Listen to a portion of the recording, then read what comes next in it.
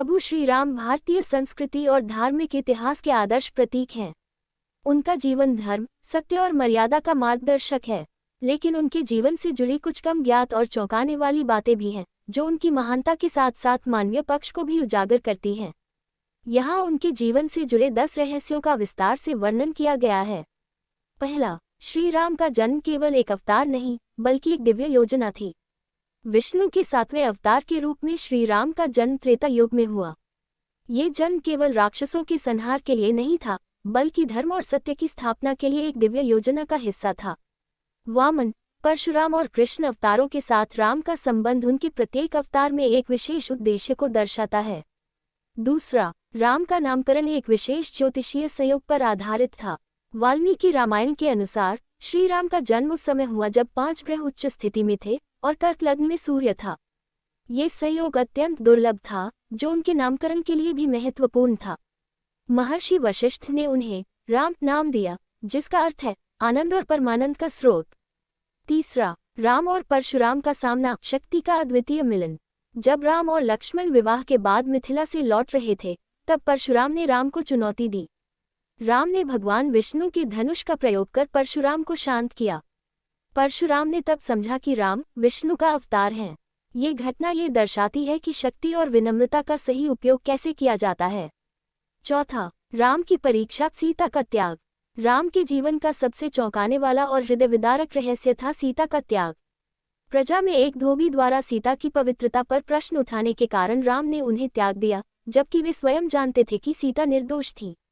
यह उनका धर्म और प्रजा के प्रति कर्तव्य को सर्वोपरि मानने का उदाहरण था, जो मानवीय पक्ष को दर्शाता है। पांचवा, राम का विष्णु अवतार होना, एक मानवीय अनुभव। यद्यपि राम विष्णु के अवतार थे, उन्होंने कभी अपने दिव्य स्वरूप का प्रदर्शन नहीं किया।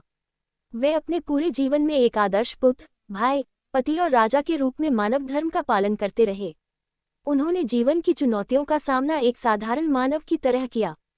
राम। छठवां, राम और रावण के संबंध, एक गूढ़ रहस्य। कुछ पुराणों में यह वर्णन है कि राम और रावण पूर्वजन्म में नित्य प्रतिद्वंद्वी थे।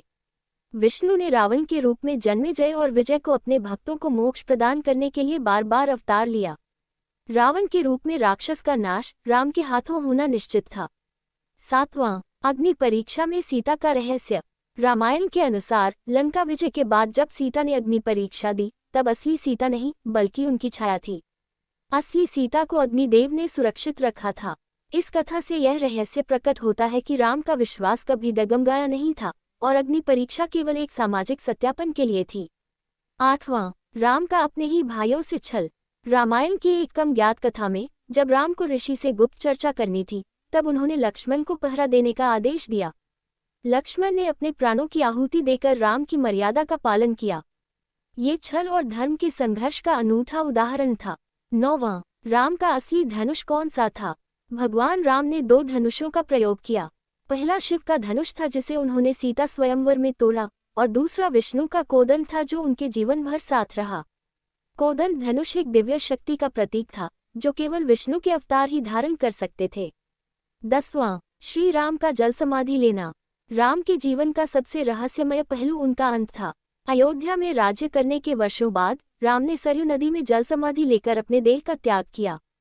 ये कथा इस रहस्य से घिरी है कि वे स्वयं विष्णु लोक लौट गए या किसी और दिव्य उद्देश्य के लिए संसार से विदा हुए। इन रहस्यों से यह स्पष्ट होता है कि भगवान श्री राम का जीवन केवल एक धर्मव्रत की कहानी नहीं, बल्कि मानवीय मूल्यों, धर्म और मर्यादा का प्रतीक है। इन रहस्यों का अध्ययन जीवन में सत्य, प्रेम और कर्तव्य के महत्व को गहराई से समझने में सहायक हो सकता है।